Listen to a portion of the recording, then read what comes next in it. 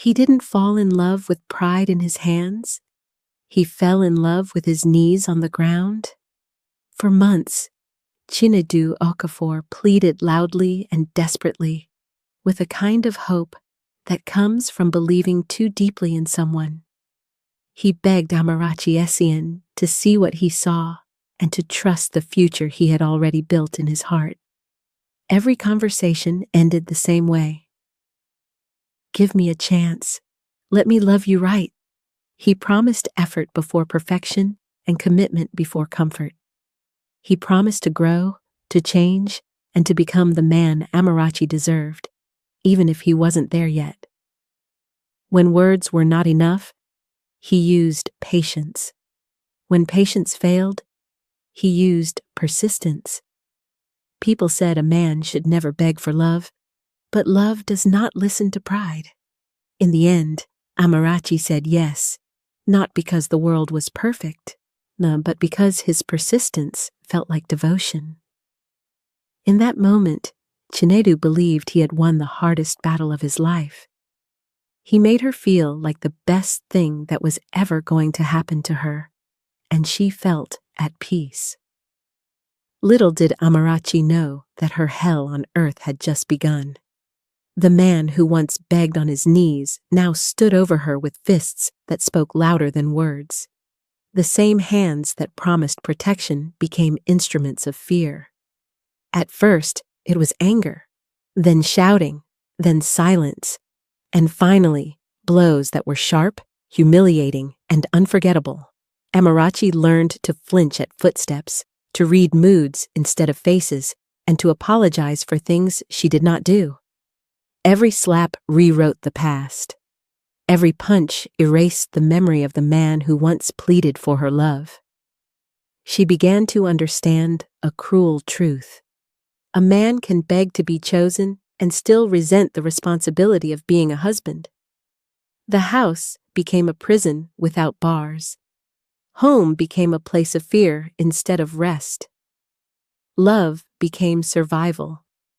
Amarachi carried bruises where people could not see them, on her spirit, her confidence, and her sense of worth. The worst part was not the pain, it was the confusion. How does a man who begged so deeply learn to hurt so easily? This was no longer marriage. It was endurance. Every day Amarachi stayed was another day she quietly disappeared. By the time the marriage collapsed into open violence, they already had 3 girls, 3 young children living in the middle of chaos they could not understand and did not deserve. The first was Ifunanya Okafor, gentle and observant.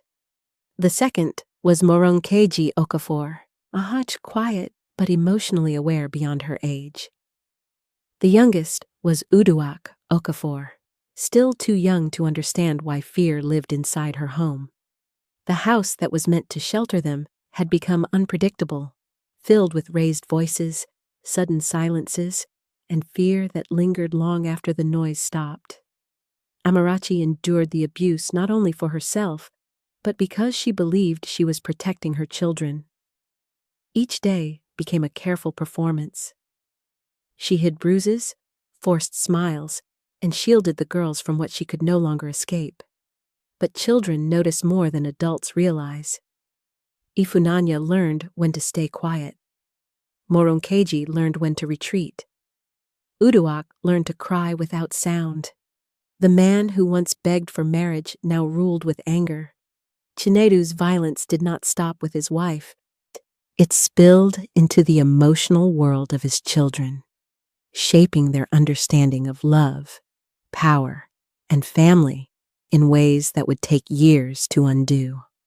What made the situation unbearable was not only the abuse, but the realization that the children were growing up inside it.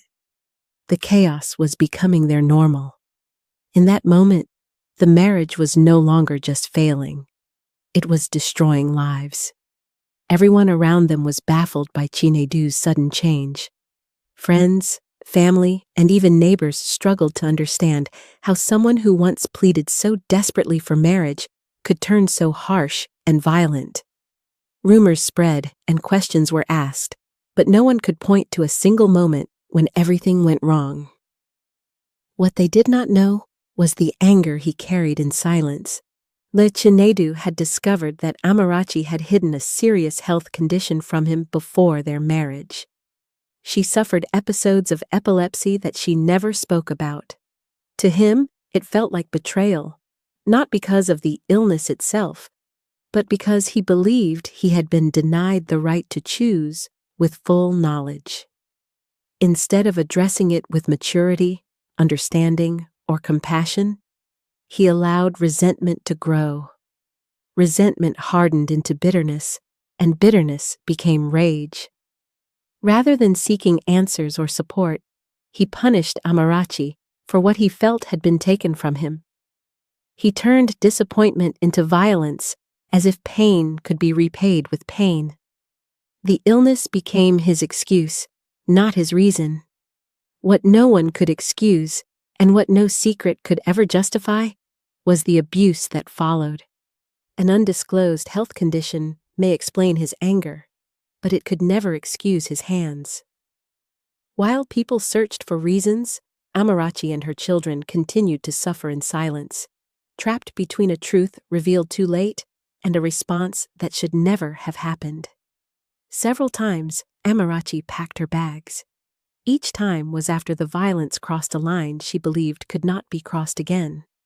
She gathered a few clothes, held Ifunanya, Moronkeji, and Uduak close, and walked away with a heart heavy with fear, but desperate for peace. But she always returned, not because the pain had stopped, not because Chinedu had changed, but because of the children. The girls cried for their father. What was once hidden became unavoidable. The home was no longer unstable. It was dangerous. The children were no longer unaware. They were witnesses. Fear became their daily language. Eventually, it was no longer a private struggle. The situation drew intervention. The damage was too visible to ignore. The marriage reached a point where survival outweighed reconciliation. They were forced to divorce, not because love had run out, but because safety had. Not because vows meant nothing, but because staying meant destruction. The separation was not a failure. It was an escape from a cycle that refused to end. In the ruins of that marriage remained a painful truth. Sometimes, walking away is not giving up. It is choosing life for yourself and for your children.